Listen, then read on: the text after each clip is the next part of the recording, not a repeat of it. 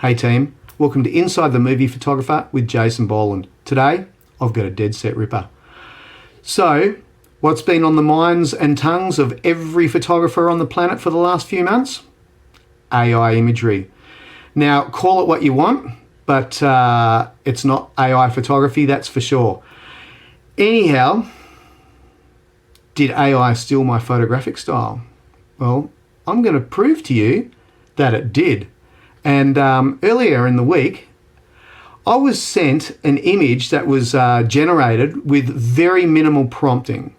And I have to say, when I saw it, I was absolutely mind-blown, because there is no doubt, it's undeniable that this is not a direct copy of my style.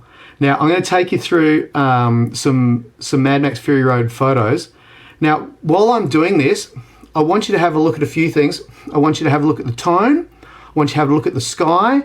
I want you to have a look. There's a little halo that you get around with my process. Now, my process with this was I was very, very lucky to have a director of photography that allowed me to do my own color palette. And to the point that it actually influenced the way that the film was edited and colored. Of course, it didn't end up looking like this in the end, but they wanted me to keep it like I was, the producer, Doug, he calls me the eye of the desert, which is kind of cool. And so I treated it like I was a photographer on the film set, like I always do, but I was actually there.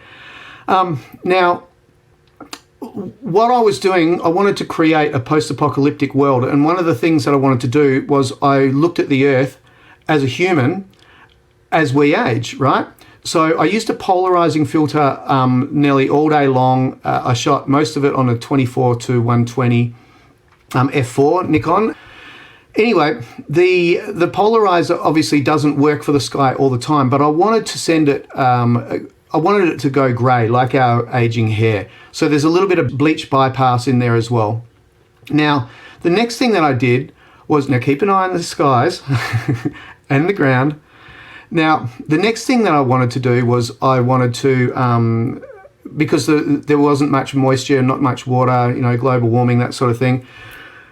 I used tonal contrast to tighten up the skin and, you know, bring out wrinkles and stuff like that. Now, the other reason for using the tonal contrast was I had so much trouble with smoke. In fact, in this shot here, and dust, I should say as well, that I could barely see anything. In fact, the original, you can't see the cars in front. Now, so when I initially did this, I was pulling my hair out because my images were looking so flat. And then I came across this and I'm like, oh my gosh, this really kind of works. So I put it into that whole theory of the aging planet. Now, as you can see down here, it gives you a little bit of a halo effect. Now, the reason it doesn't bother me at all. I look at it as in, you know, when you're underwater doing photography in murky water, the closer you get, the clearer it gets. This is, you know, basically my theory. It's a very unique look. Now, there's only a few hundred, not even a few hundred, only 100 or so images that were released from this. So the AI hasn't had much to sample from. And there was no other photographer. There was been no other grading by anyone else except for me. I've done all the coloring on every image. I'm just going to let you get to the end and make up your own mind. Now, have a look at the dirt again. Now, the third part of my post-apocalyptic world was that I figured that the Earth would be devoid of all nutrient.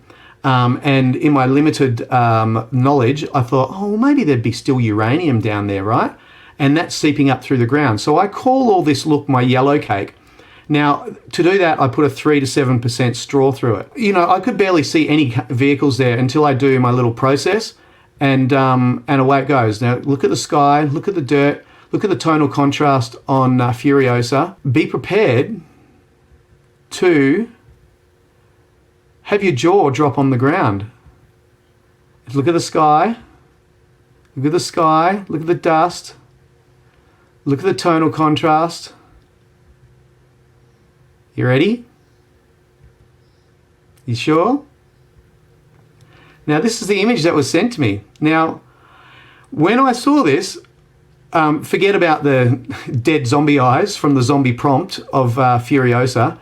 I think AI is trying to make it look like an image of itself. But anyway, so it had very little to sample. Look at down the side here. You've got my halo from my tonal contrast look to get through the dust. Now there's no dust in this shot because the AI didn't do it. Now the sky, it's even got the blurring of some of the clouds and the greyness. And look, I'll take you back through it again. Look, it's a complete and utter, I don't know what to call it. But in my words, look, AI stole my photography style. Now, it's not illegal, it's not plagiarism, but it's definitely food for thought for everything that we've been going through in this last 3 months about, is it really sampling our work?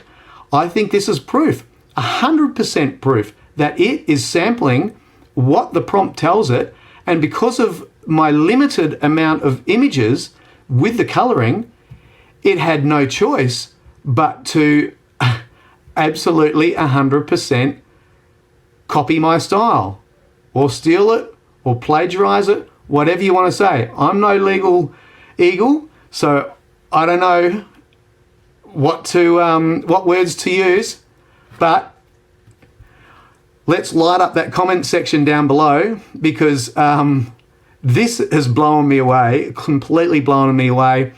It's unmistakably my style, unmistakably my editing, and I honestly don't know what to say, but I think that it's definitely proof of how AI works. You know, normally it has billions of images to go through, but in this case it didn't. And you know, I don't know.